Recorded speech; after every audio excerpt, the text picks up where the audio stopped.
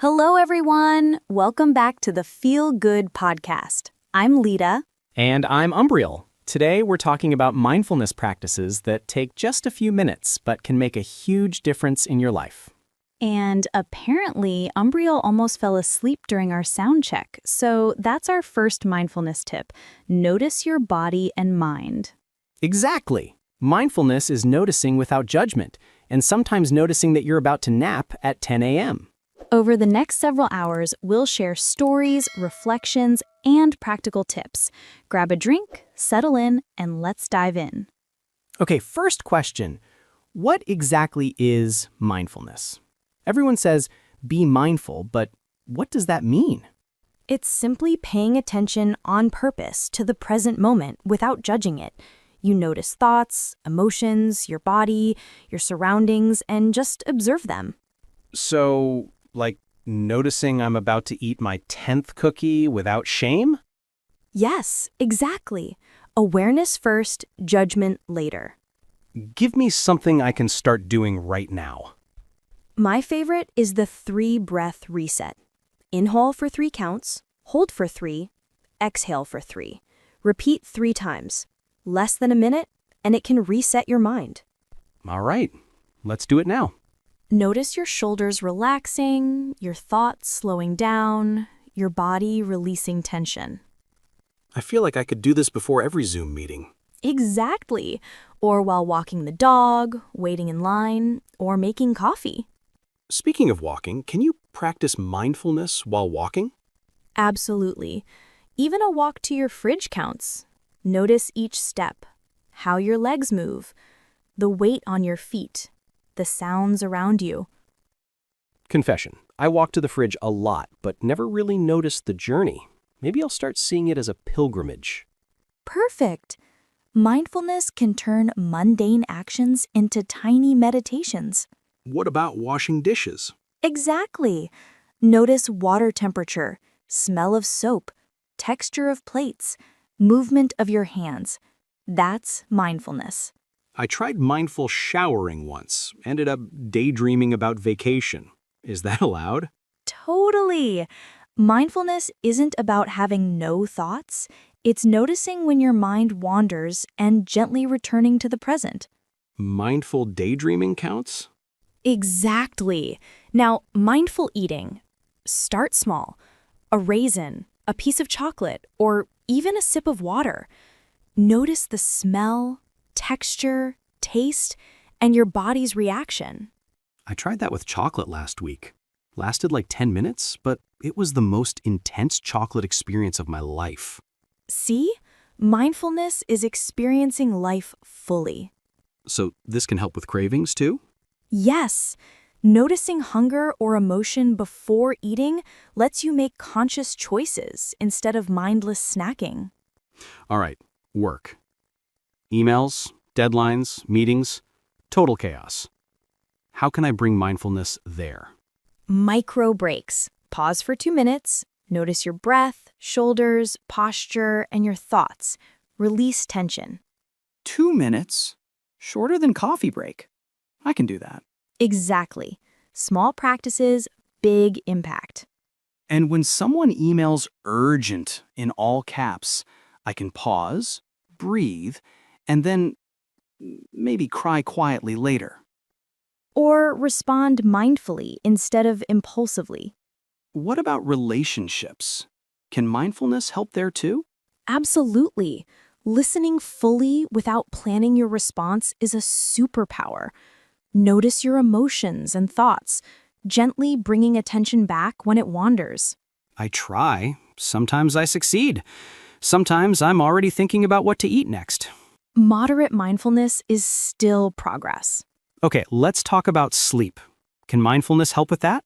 Yes, even 5 minutes of body scanning or deep breathing before bed can relax your nervous system. Lie down, notice your toes, feet, legs, torso, up to your head, releasing tension. I tried that once. Ended up thinking about snacks again, but I felt calmer anyway. Exactly. It's the noticing that matters, not perfection. What about anxiety during the day? Notice it, name it. This is anxiety, and it's temporary. Then focus on your breath. Tiny awareness can reduce overwhelm. Like pressing pause on panic. I like that. Exactly. And gratitude is another powerful mindfulness tool. Even 30 seconds noting what you're grateful for can shift perspective. 3 things I'm grateful for right now. Coffee, my comfy chair, chocolate. Done. Perfect example of a small, mindful practice.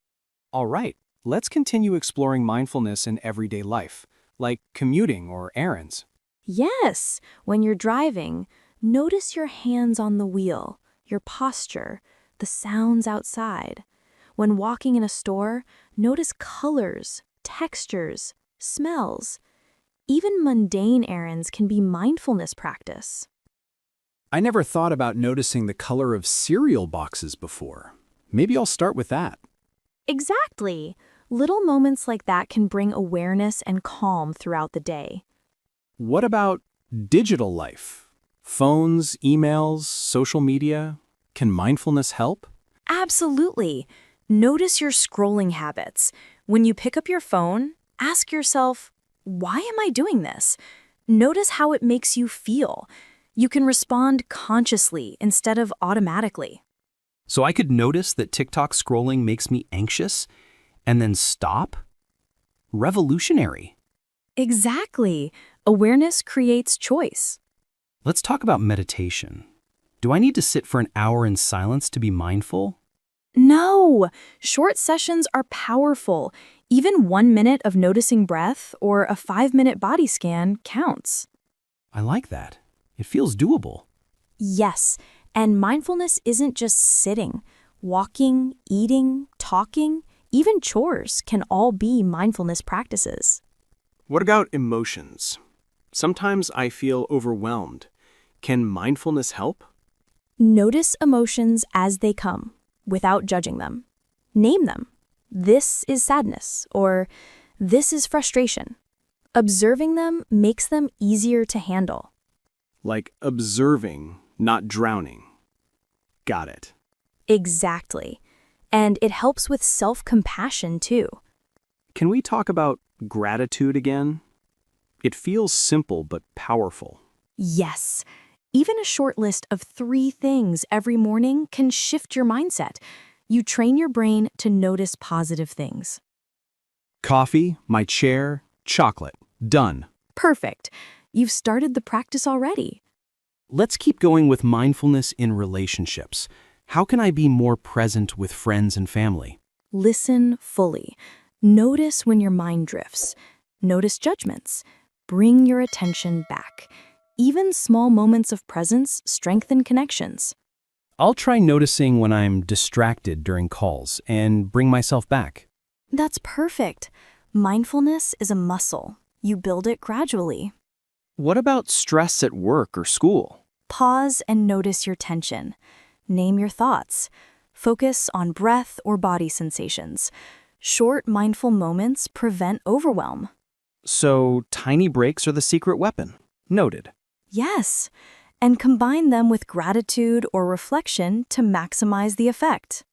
I feel like I can do this daily without huge effort. Exactly. Small practices, consistent, create a big impact over time.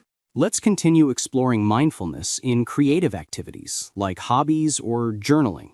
Notice textures, colors, movements, and feelings while creating. Be fully present. Journaling can be a mindfulness practice if you notice thoughts without judgment. Interesting. So, mindfulness isn't just meditation.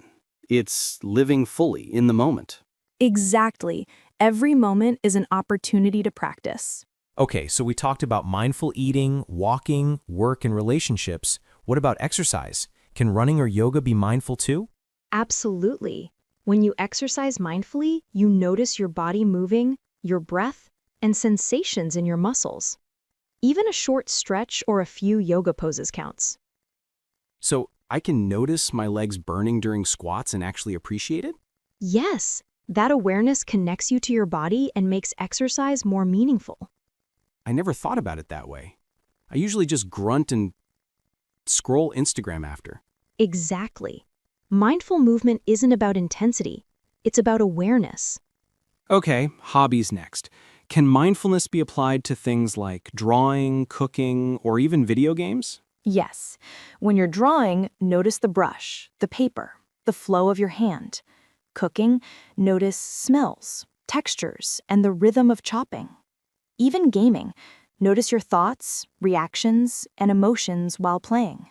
So, mindful gaming. That's a first, but I kind of like it. See? Mindfulness can be adapted to anything.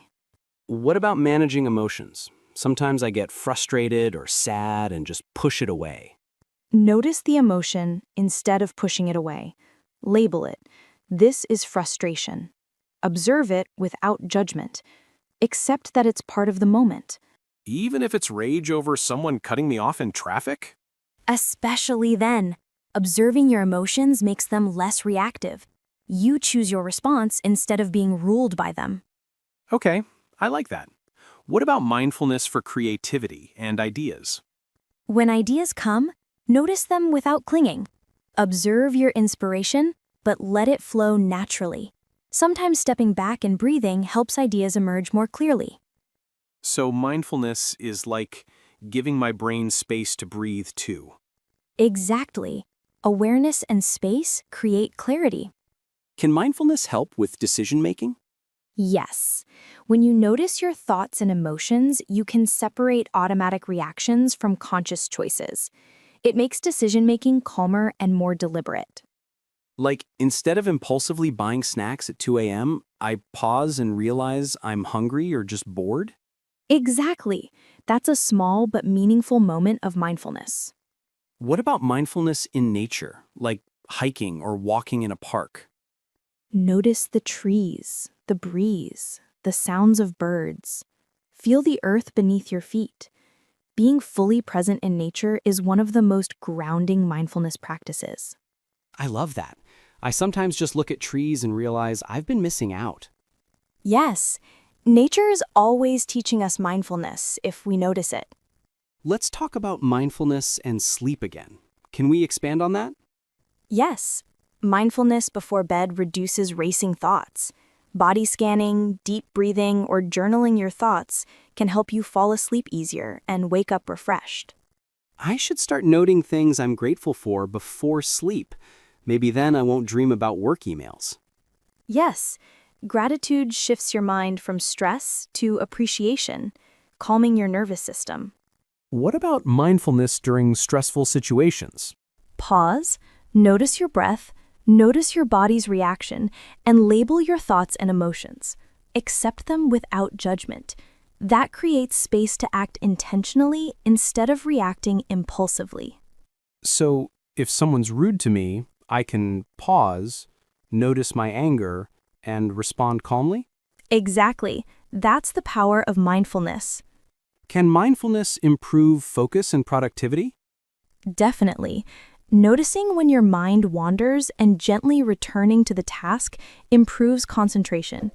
Small mindful pauses throughout the day refresh your attention. So it's like mental stretching for my brain. Perfect analogy. Awareness is the exercise, attention is the muscle. Can mindfulness help with memory or learning? Yes, being fully present while studying or learning helps you encode information better. Mindfulness reduces distractions and strengthens recall. Even remembering where I put my keys? Especially that. Okay, let's talk about mindfulness for emotional resilience. Notice your emotions, thoughts, and body sensations. Accept them. Over time, this awareness reduces reactivity and strengthens your ability to cope with challenges. So I can notice sadness or anxiety without being overwhelmed by it? Exactly. Observation without judgment builds resilience. What about mindfulness in communication? Notice your tone, your words, and your listener's reactions. Listen fully without planning your reply. Awareness improves empathy and clarity. I sometimes notice myself zoning out during calls. Mindfulness would fix that? Yes, bring attention back to the conversation whenever you notice your mind wandering. Mindfulness sounds simple, but powerful. It is. The simplicity is what makes it sustainable. Let's talk about mindfulness and self-compassion.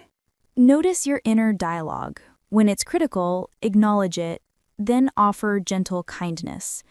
Mindfulness helps you recognize unhelpful patterns and respond with compassion. So instead of saying, I messed up again, I say, it's okay, I'm learning. Exactly. Mindfulness plus compassion transforms self-talk. What about mindfulness and creativity? When you notice thoughts without attachment, creativity flows more freely. Mindfulness reduces mental clutter and opens space for new ideas. Like clearing my mental desk for inspiration to appear? Perfect. Awareness creates space. Can mindfulness help with long-term happiness? Yes. By noticing small positive moments, being grateful, and observing your thoughts without judgment, your overall sense of well-being increases. Like enjoying coffee fully instead of just chugging it. Exactly. Tiny moments of awareness accumulate into greater happiness. Let's finish with a reflection on daily life. Notice your routines, interactions, and thoughts. Even small moments can be mindfulness practices.